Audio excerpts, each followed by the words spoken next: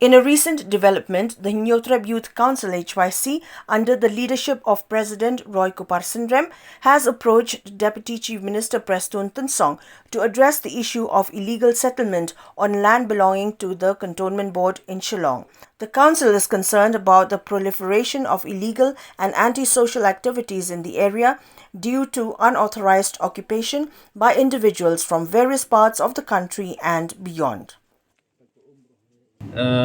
Tahu bayi bat ke jinglap ke jongi kum keseng hangti ya ke jingsong jongi tigi brio hangti pot lum sorbi kemudian persya jong ka fire emergency station jong ka yudu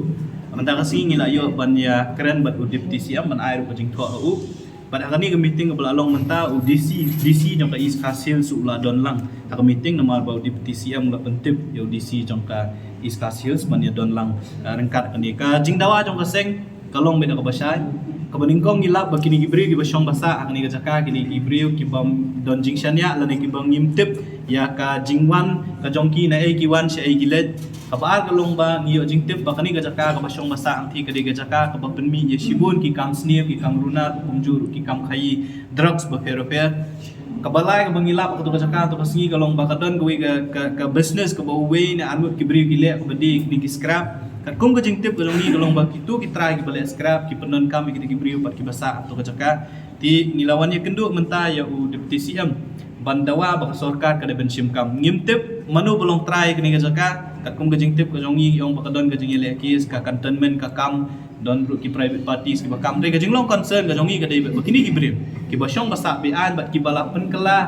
ban isatmet ban pet ya ka rukom im ka jongki ya ka jinglong jingman jong ni ka jaka kum juru ka jing penmi ya ki kam snail bat ka babu jingma ya ka jinglong jingman jong ka jelai bro kwe ka jing.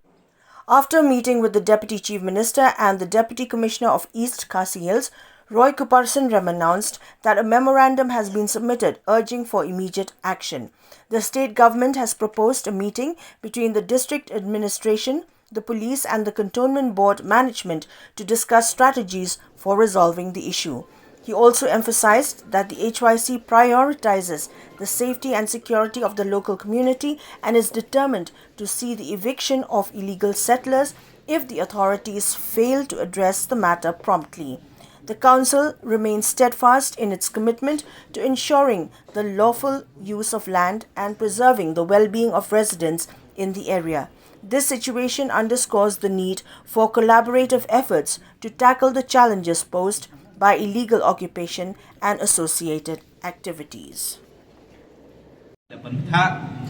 Ba unkhot meeting ya ka Cantonment Board unkhot meeting ya ki pulit bat kiwe ki department ak bau DC ula pentip yangi ajeng shaula bu ya meeting la shai ka singi ak por lai beji ban ya kren be de bani kam tina kaliang jo kaseng ngila ay ka jing thot ngila bu ka jing dawa tik e ka steps ka ba na kaliang jo ka sarkar ka shim ngin ap ka tu kan ni por namar ba kumangila ong hi ka jing kwa ka jongi ka long begini ki bri ki basyong basa be an yang ni ka ki de ban mi pala da ka sarkar ni kinu ki por kim shim ya ka jing ki kli ban penmi ki brio na kalian jong aseng ni la kloy ban shim ga jing kli haladi ha ba la dadon kam wat daladi ban let ban weng ni brio lu ngin sale ya kata tingin up shwa ya ka jubab ka bangin yo na ka cantonment bat kumju na ka sarkar ka ba ka ban let lang ba ka district administration in English.